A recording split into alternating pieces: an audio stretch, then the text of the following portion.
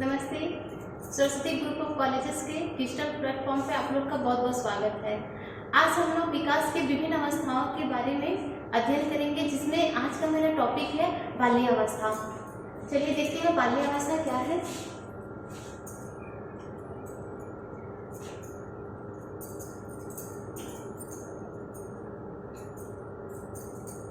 बाल्यावस्था विकास की दृष्टि से बाल्यावस्था अत्यंत ही महत्वपूर्ण है।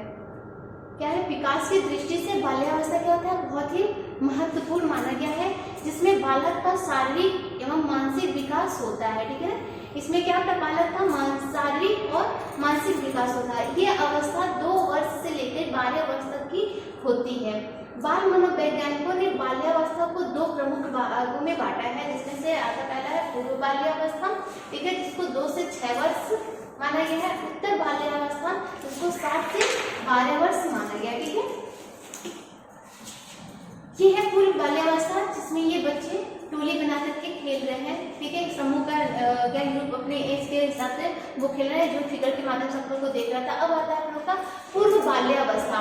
ठीक है ना, अर्ली चाइल्डहुड 2 से 6 इयर्स।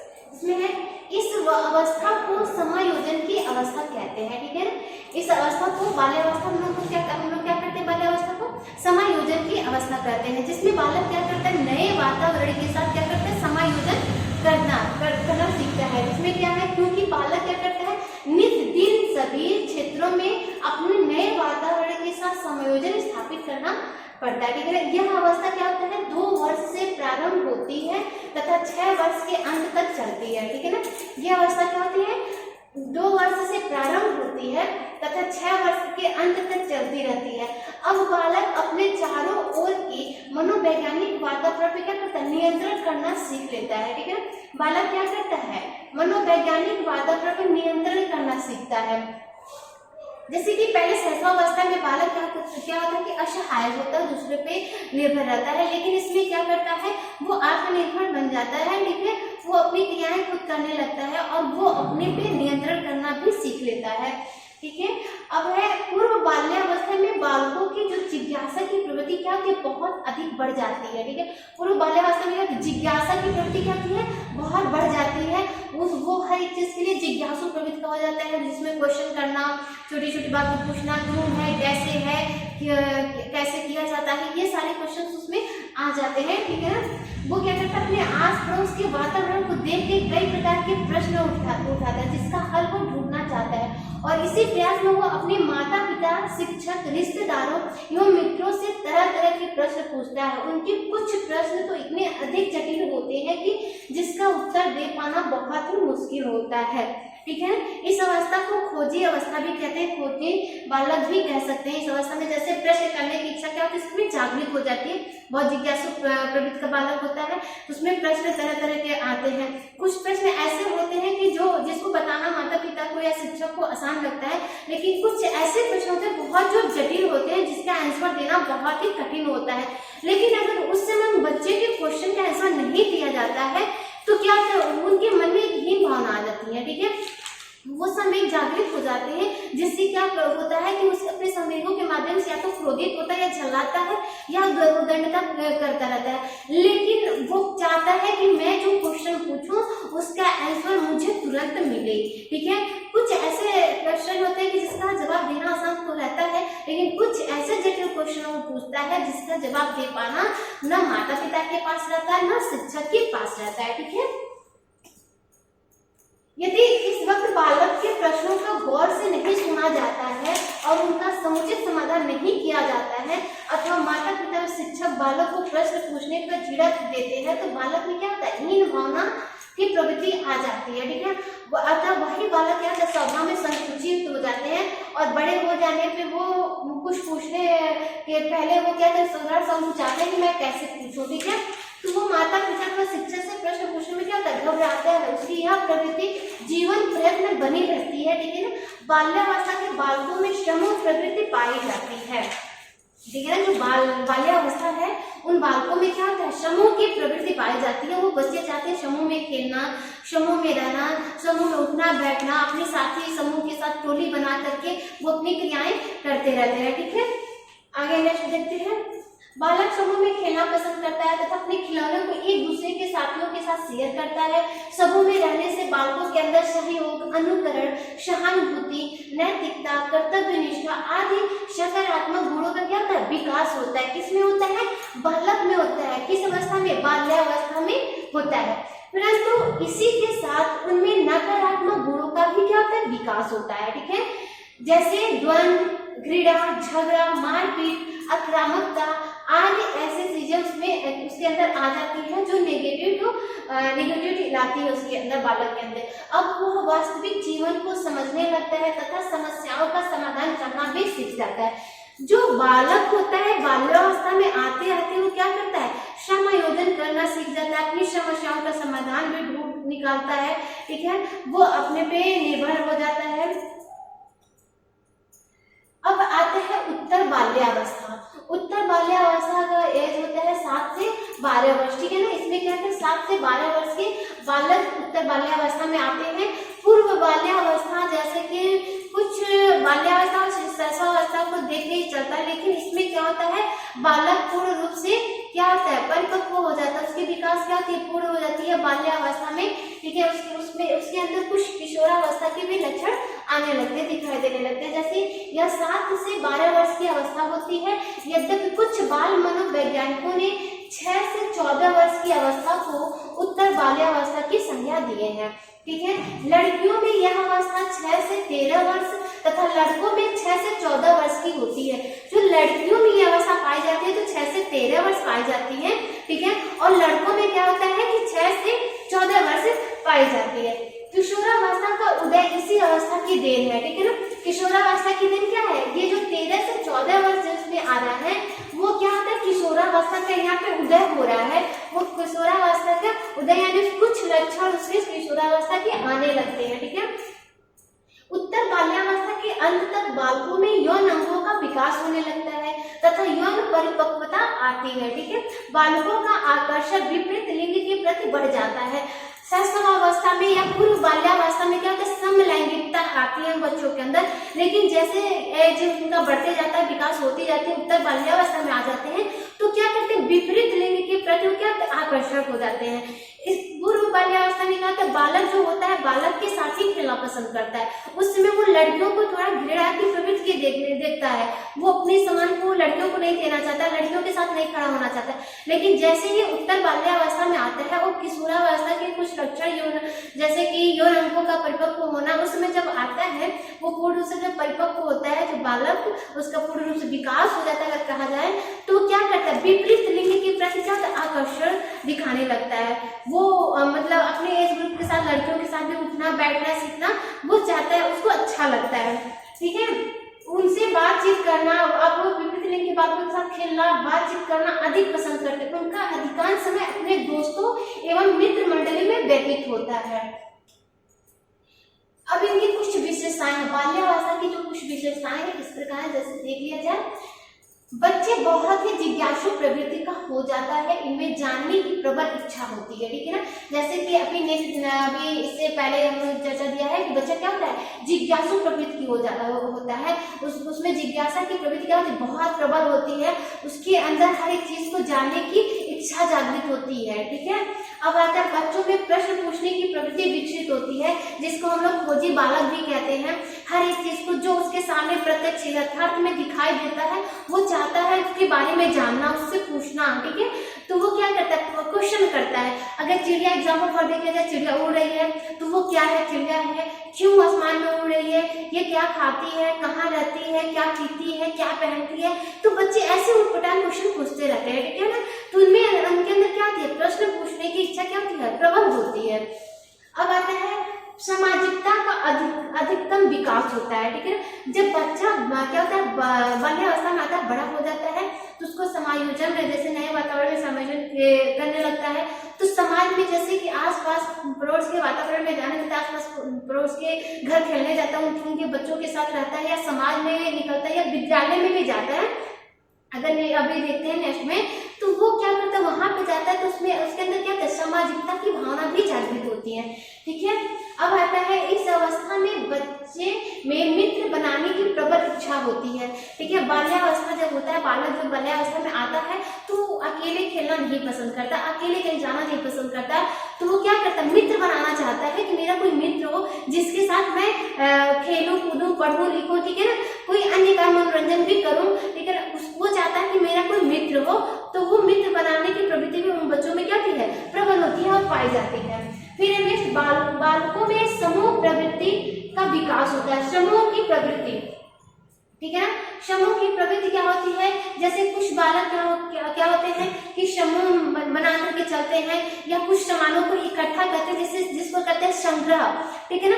तो उन बच्चों में संग्रह की प्रवृत्ति भी पाई जाती है कि या लड़कियों या लड़कियों को अगर देख लिया जाए तो वो क्या करती हैं, फटे पुराने कपड़े को जो उनको बहुत पसंद रहता है, डॉल को, गुड़ियों को, कुछ घर में टूटी फूटी बर्तनों को वो रखती है खेलने के लिए, ठीक है ना, समूह बना करके खेलने में समूहों को इकट्ठा करती हैं और फिर वहाँ पे खेलती है बच्चों के साथ, अपने एज ग्रुप के साथ। फिर बच्चों में देखा जाता है तो टूटे फूटे कुछ मतलब ऐसे औजार होते हैं जिसको रखते हैं और उसके साथ वो क्या करते हैं, चिंतन मनन करके एक सृजनात्मक, एक रचनात्मक क्रियाकलाप करते हैं, एक्टिविटी दिखाते हैं और उनके साथ वो खेलते रहते हैं, ठीक है ना।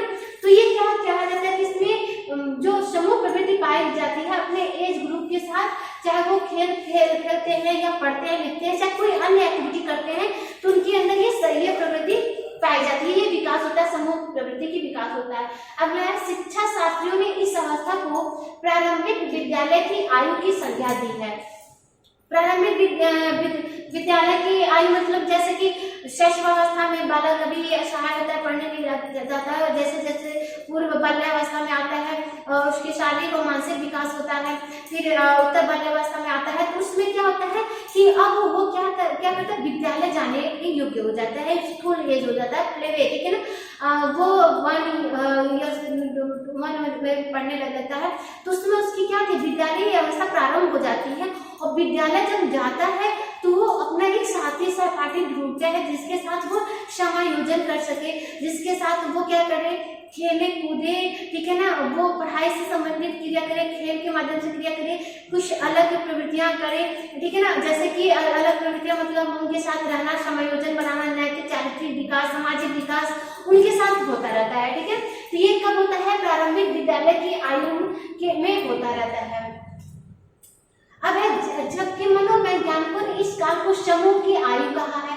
फिर वही बात है कि ये क्या है, समूह की आयु होता है, बालक जो होता है वो समूह में रहना पसंद करता है। अगला है, इस काल को गंदी आयु एवं चुस्ती की आयु, मिथ्या परिपक्वता की संज्ञा दी गई है। मिथ्या परिपक्वता की संज्ञा किसने दी है, रॉस महोदय ने दी है।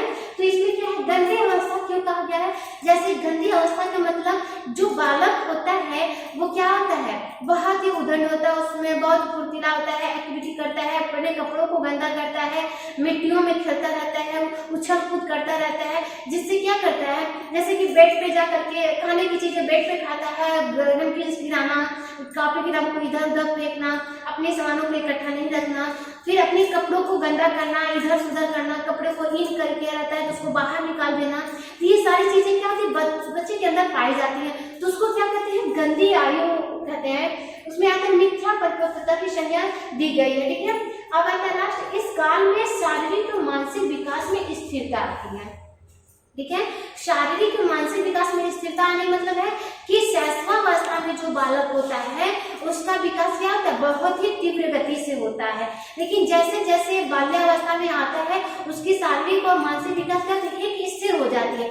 फिर पुनः क्या होता है, किशोरावस्था में जाते जाते क्या होता है, फिर तीव्र हो जाती है, फिर क्या होता है, मंद पड़ जाती है। तो ये ऐसे विकास का क्रम चलता रहता है। तो बाल्यावस्था में शारीरिक और मानसिक विकास क्या होता है, स्थिर हो जाता है, ठीक है। अब आता है भ्रमण की प्रवृत्ति, रचनात्मक कार्यों में रुचि, अनुकरण की प्रवृत्ति, मानसिक योग्यताओं में वृद्धि, संचय की प्रवृत्ति, आत्मनिर्भरता, सामूहिक प्रवृत्ति, प्रबलता, बहिर्मुखी व्यक्तित्व, सामूहिक खेलों में विशेष रुचि, ठीक है। इसमें देखिए भ्रमण की प्रवृत्ति क्या कहता है, जैसे कि बाल्यावस्था में बच्चा क्या करता है, घूमना चाहता है, वो बाहर के वातावरण में जाना चाहता है, उनसे कुछ सीखना चाहता है, ठीक है ना। जैसे बच्चा स्कूल से आता है तो सोचता मैं इस पार्क में जाकर खेलूं, मैं अपने कॉलोनी के बच्चों के साथ इस पार्क में जाकर के कुछ गेम खेलूं, तो वो वहां पे जाना चाहता है या अपनी फैमिली से जिद करता है कि मुझे ये पार्क या वाटर पार्क देखना है, मैं ये देखना चाहूँ। वो जो बाहर के वातावरण से सुना रहता रहता है, जाना रहता है, तो वो उस चीज को देखने के लिए जिद करता है और चाहता है कि मैं उस चीज को प्रत्यक्ष यथार्थ में देखूं।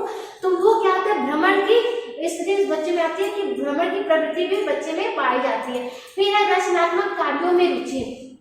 बाल्यावस्था में रचनात्मक कार्यों में रुचि का मतलब क्या होता है, जैसे कि आपने देखा होगा कि जो बच्चे और बच्चियां होती हैं, लड़कियां, तो उसमें क्या होती है, रचनात्मक कार्यों की प्रबलता अधिक होती है। जैसे कि मिट्टी के बर्तनों को बनाना, मिट्टी से फ्लावर्स को बनाना, फिर मिट्टी से खिलौने बनाना, ये सब क्या होते हैं, या ड्राइंग बनाना, कुछ फिगर्स को देख करके, कार्टून्स को देख करके बनाने लगते हैं। ये सब क्या होते हैं, रचनात्मक कार्य होते हैं। पत्तियों से, फूल और पत्तियों से क्या करते हैं, कुछ अनेक तरह के एक्टिविटीज को बनाते हैं, दिखाते हैं, ये सब उनके अंदर आते हैं। रचनात्मक कार्यों में क्या होता है, वो रुचि लेते हैं, ठीक है ना। अब है अनुकरण की प्रवृत्ति। बाल्यावस्था में अनुकरण की प्रवृत्ति भी बहुत अधिक होती है। जो बालक जैसे अपने समाज या वातावरण में, अपने परिवार में जो चीज को देखता है, वो बहुत जल्दी नकल करने लगता है, ठीक है ना। मानसिक योग्यताओं में वृद्धि होती है, संचय की प्रवृत्ति भी पाई जाती है, वो आत्मनिर्भर बन जाता है। आत्मनिर्भर मतलब जो आत्मनिर्भर मतलब ये होता है कि शैशवावस्था में बालक जो होता है कि वो दूसरी बात में आश्रित होता है, ठीक है ना। उसका लालन पालन क्या होता है, माता पिता पे होता है, उसकी देखभाल परिजनों पे होता है। लेकिन बाल्यावस्था में वो क्या होता है, आत्मनिर्भर बन जाता है। अगर देखा जाए एग्जाम्पल में, वो स्कूल जाने लगता है तो अपने कपड़े को पहनना, टाई बेल्ट जूते को पहनना, ठीक है, अपने कंघी कर लेना, अपने शरीर को मेंटेन कर लेना, ये सब क्या होता है, बाल्यावस्था में आ जाती है। वो बालक क्या होता है, आत्मनिर्भर बन जाता है। शैशव आता है पूर्व बाल्यावस्था में, उसको मम्मी पापा मतलब पहना देते, देख रेख करते थे। लेकिन जैसे जैसे वो उत्तर बाल्यावस्था में आता है तो अपना कार्य वो क्या करता है, खुद कर लेता है, ठीक है ना। अब आता है सामूहिक प्रवृत्ति, यानी आप लोगों ने देखा कि सामूहिक समूह में रहना उसको ज्यादा पसंद होता है। बहिर्मुखी व्यक्तित्व वाला मतलब वो क्या करता है, अपनी बातें दूसरों को शेयर करता है, अपनी फ्रेंड्स से शेयर करना सीख लेता है, ठीक है ना। अब समूह में खेलना उसको बहुत पसंद होता है, उसमें रुचि लेता है। उसको क्या कहते हैं, सुषुप्त कर्म पुनः स्मरण, यानी जो चीज उसमें भूली होती है वो क्या होता है, उसको पुनः याद आती रहती है, उसमें पुनः ये स्मरण, वो बहुत ही छोटी छोटी बातों को अपने माइंड में सेटअप करता है, सीखता रहता है। यानी यथार्थ जगत से संबंध यानी बनाने लगता है। वो जगत यानी बाहर जैसे निकलता है, वो हर चीज से संबंध बनाना सीख लेता है कि ये मेरे बगल के आंटी है, अंकल है, ये मेरा दोस्त है, तो इनसे कैसे संबंध बनाने हैं वो सीख लेता है, ठीक है ना, उस समय। तो ये क्या है, बाल्यकाल की या बाल्यावस्था की 8 विशेषताएं थी, इस काल में होती है, ठीक है ना। अब है बाल्यावस्था में शारीरिक विकास कैसे होता है। तो देखिए बाल्यावस्था में जो शारीरिक विकास होता है, तो भार है जिसमें, तो जन्म के समय बालक का जो भार होता है 5 से 8 पाउंड के बीच होता है। इस अवस्था में 12 वर्ष के अंत तक बालक का भार क्या होता है, 80 से 95 पाउंड के बीच होता है। प्राय बालिकाओं का भार क्या होता है, बालकों की अपेक्षा अधिक होती है। अब इनका कद देख लीजिए कि क्या होता है, बाल्यावस्था में जो शारीरिक विकास होता है, तो जन्म के समय शिशु की जो लंबाई होती है 20 इंच तक होती है, ठीक है ना। लेकिन कुछ अध्ययनों से ज्ञात हुआ है कि 2 से 3 इंच की लंबाई प्रति वर्ष क्या होती है, बढ़ती जाती है, ठीक है ना। जो बालक होता है जन्म लेता हो तो 20 इंच का होता है, लेकिन जैसे जैसे उसकी वृद्धि और विकास होती जाती है तो प्रति वर्ष क्या होता है, 2 से 3 इंच की लंबाई उसकी प्रति वर्ष बढ़ती जाती है। उसके दांत को देख लिया जाए तो बाल्यावस्था में जो शारीरिक विकास होते हैं उसमें जो दांत होते हैं, जैसे कि 6 वर्ष की आयु में जो दूध के दांत होते हैं वो गिरने लगते हैं और उनके स्थान पे नए दांत निकल आते हैं, ठीक है। अब आता है सामान्य श्वास। उनका जो सामान्य श्वास होता है उसमें क्या होता है, चुस्ती व स्फूर्ति के कारण वो गत्यात्मकता अधिक पाई जाती है। उसमें क्या होती है कि वो अभी उनकी जो वृद्धि और विकास होती है बहुत अच्छे से, पोषण के माध्यम से अगर देखा जाए उनको सही पोषण मिला है तो उनके अंदर क्या होता है, एक स्फूर्ति दिखाई देती है, ऊर्जावान वो दिखाई देते हैं। कोई भी कार्य अगर उनको दिया जाए तो वो क्या करते हैं, बहुत जल्दी सीख लेते हैं, अच्छी एक्टिविटी करने लगते हैं। चाहे वो घर के माहौल से देखा जाए या विद्यालय के माहौल से देखा जाए, तो इसके अंतर्गत जो बालक आते हैं वो प्रतिभाशाली बालकों के अंतर्गत आते हैं। कि अगर छोटी से छोटी या बड़ी से बड़ी एग्जाम्पल उनको दे दिया जाए तो बहुत जल्दी वो सीख लेते हैं, उस पर वो कार्य करना शुरू कर देते हैं, ठीक है ना। अब आपका बाल्यावस्था में मानसिक विकास। बाल्यावस्था में मानसिक मानसिक विकास जो होता है कि सहज प्रवृत्तियों तथा मूल प्रवृत्तियों का क्या होता है, उनमें विकास होता है। जो उनकी मूल प्रवृत्तियां होती हैं बालकों की, उसमें क्या होता है, उसका विकास होने लगता है। रुचियों में विस्तार होता है, वो हर एक कार्य में रुचि लेने लगते हैं, ठीक है। चिंतन का विकास होता है, किसी भी कार्य में वो सोच समझ करके, ठीक है ना, उसमें चिंतन करके निर्णय लेते हैं। और चाहे वो कल्पना देख लीजिए, अगर वो कहानी देख लीजिए, तो वो क्या करते हैं, चिंतन और मनन कर करके अपनी पाठ को देख लीजिए, अगर होमवर्क को देख लीजिए, तो वो इसके माध्यम से, चिंतन के विकास के माध्यम से वो अपना कार्य करने लगते हैं। फिर है समस्या समाधान की प्रवृत्ति। बालकों के अंदर क्या होता है, जब मानसिक विकास होता है तो उनके अंदर समस्या समाधान करने की प्रवृत्ति भी क्या होती है, जागृत हो जाती है। वो अपनी समस्याओं का खुद हल निकाल लेते हैं, ठीक है।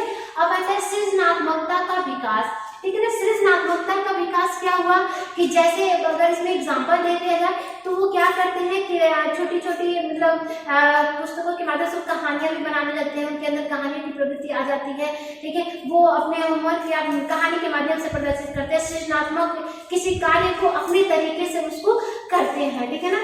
अब आता है संख्या, गति, स्थान तथा समय का ज्ञान का बोध भी इसमें क्या होता है, आ जाता है। जैसे जैसे उनकी मानसिक विकास होने लगता है, वो संख्या की गति यानी 1 2 या टेबल से आ जाते हैं, और फिर गति का स्थान भी दे देते हैं, कहाँ से कहाँ तक, समय के ज्ञान यानी वो घड़ी देख करके समय, डेट, ठीक है, किस स्थान पे रहते हैं, कहाँ वो रहते हैं, उनकी जिला क्या है, इसका उनका बोध हो जाता है उस समय पे, ठीक है ना। अब आता है भाषा का विकास।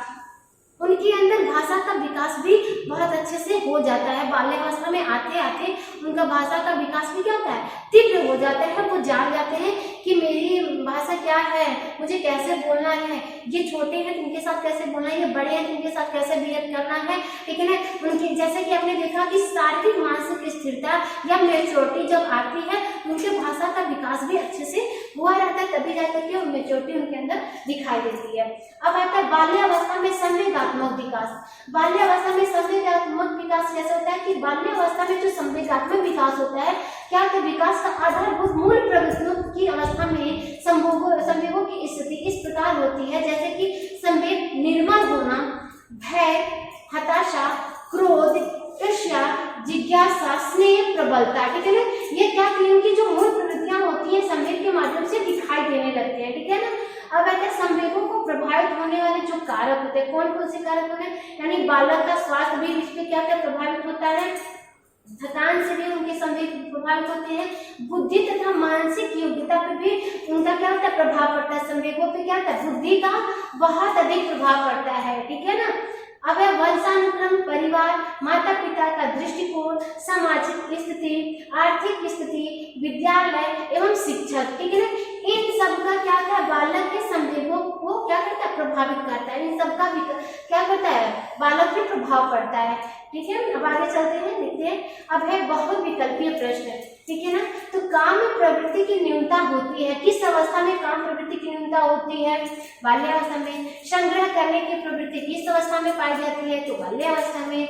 बाल्यावस्था को जीवन का अनोखा काल किसने कहा है, पॉल ब्रूस ने कहा है। निरुद्देश्य भ्रमण की प्रवृत्ति किस अवस्था में पाई जाती है, तो बाल्यावस्था में पाई जाती है। अब अति लघुत्तरीय प्रश्न है जिसमें देखा जाता है कि एग्जाम में पूछ लेता है कि बालक किस अवस्था में खिलौने से ज्यादा प्रसन्न रहता है, तो किस अवस्था में रहता है, बाल्यावस्था में रहता है। बालक विकास की किस अवस्था में बालक के अंदर सबसे ज्यादा जिज्ञासा होती है, तो किस अवस्था में होती है, बाल्यावस्था में होती है। नकल करने की प्रवृत्ति किस अवस्था में पाई जाती है, तो बाल्यावस्था में पाई जाती है। तो आज का मेरा टॉपिक था बाल्यावस्था। नेक्स्ट में हम लोग देखेंगे किशोरावस्था। Thank you.